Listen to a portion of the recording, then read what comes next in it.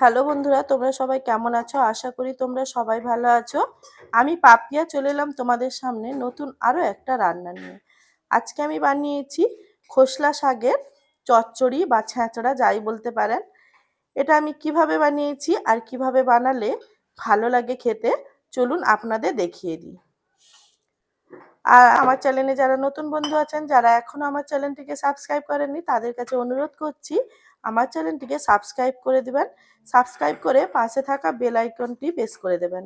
এতে করে আমি কোনো নতুন রান্নার রেসিপি আমার চ্যানেলে দেওয়ার সাথে সাথে কিন্তু আপনাদের কাছে নোটিফিকেশান পৌঁছে যাবে। চলুন তাহলে এই রান্নাটা আমি নিরামিষ কিভাবে রান্না করেছি আপনাদের দেখিয়ে দিই। আজকে আমি এই শাকটা রান্না করব। এই শাকটা আমরা খোসলা শাক নামে চিনি। এই শাকটা আমি এখানটায় ভালো করে ধুয়ে নিয়ে নিয়েছি। এখন আমি কেটে নেব। শাকটা রান্না করার জন্য আমি কিছু সবজি নিয়েছি।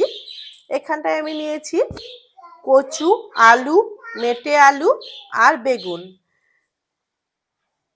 আর এখানটায় নিয়েছি বড়ি, হলুদ, শুকনো লঙ্কার গুঁড়ো, আর নিয়েছি একটা কাঁচা লঙ্কা, একটা শুকনো লঙ্কা, আর নিয়েছি 5 ফোড়ন।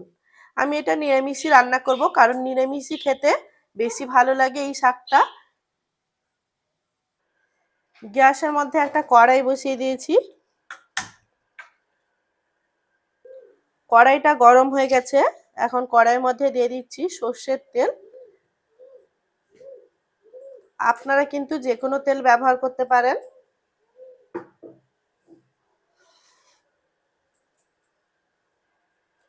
তেলটা গরম হয়ে গেছে। আমি এখন বড়িগুলো ভেজে নেব।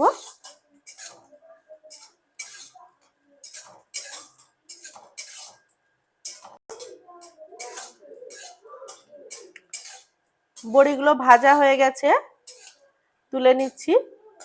আর বেশি ভাজলে কিন্তু বড়িগুলো পুড়ে যাবে, তাই লাল লাল করে ভাজা হয়ে গেছে, তুলে নিলাম।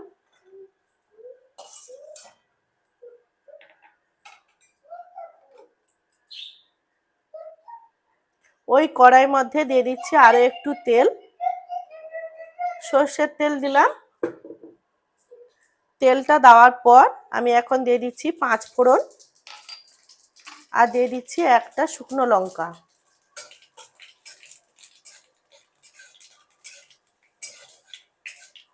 পাঁচ ফোড়ন শুকনো লঙ্কাটা ভাজা হয়ে গেছে। এখন আমি দিয়ে দিচ্ছি সবজিগুলো।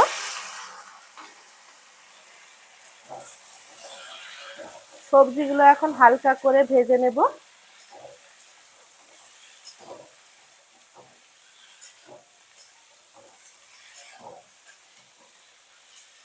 সবজিটা হালকা করে ভেজে নিয়েছি। এখন আমি দিয়ে দিচ্ছি পরিমাণ মতো লবণ, আর দিয়ে দিচ্ছি হলুদ। এখন আমি দিয়ে দেব শুকনো লঙ্কা। এটা শুকনো লঙ্কার গুঁড়ো দিয়ে দিলাম। দিয়ে দিচ্ছি একটা কাঁচা লঙ্কা। মশলাগুলো এখন আমি সবজির সাথে মিশিয়ে নেব।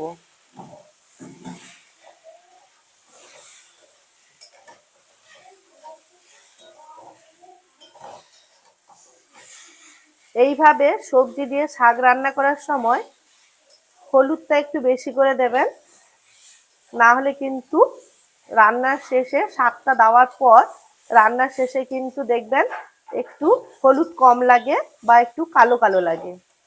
তাই আমি এই সবজির সাথে একটু বেশি পরিমাণ হলুদ দিয়ে থাকি সব সময়। মশলাটা ভালো করে মিশিয়ে নিয়েছি। এখন আমি শাক দিয়ে দেব। এর মধ্যে আর জল দেব না। শাকের থেকে যে জলটা বেরোবে ওতেই সবজিগুলো সেদ্ধ হয়ে যাবে। শাকটা দেখুন আমি কেটে নিয়েছি, কাটার পরই আমি দিলাম। শাকটা দেওয়ার পর আমি এখন ঢাকনা দিয়ে দিচ্ছি। ঢাকা দিয়ে রেখে দেব 2-4 মিনিট, তারপর ফিরে আসছি। 2-4 মিনিট হয়ে গেছে, ঢাকনাটা খুলে দেখব।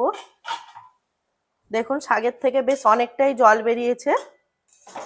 এখন শাক আর সবজি একসাথে মিশিয়ে দেব। সবজিগুলো বেশ ভালোভাবেই সেদ্ধ হয়ে গেছে দেখুন।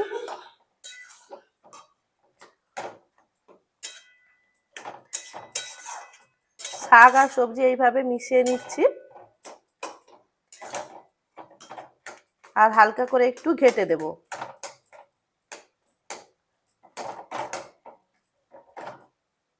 এখন আমি এই ভেজে রাখা বড়িগুলো এইভাবে ভেঙে দেব।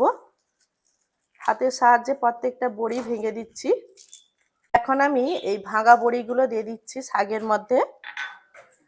দেওয়ার পর আবারও ভালো করে শাকের সাথে মিশিয়ে নিচ্ছি। এইভাবে মিশিয়ে নিলাম। এখন আমি গ্যাসটা বন্ধ করে দেব, কারণ যে জলটা আছে শাকের মধ্যে ওটা কিন্তু বড়ি দেওয়ার পর শুকিয়ে যাবে। শাকটা রান্না হয়ে গেছে, এখন আমি নামিয়ে নিচ্ছি।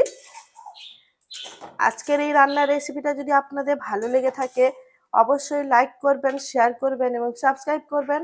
দেখা হচ্ছে নতুন কোনো রান্নার সাথে।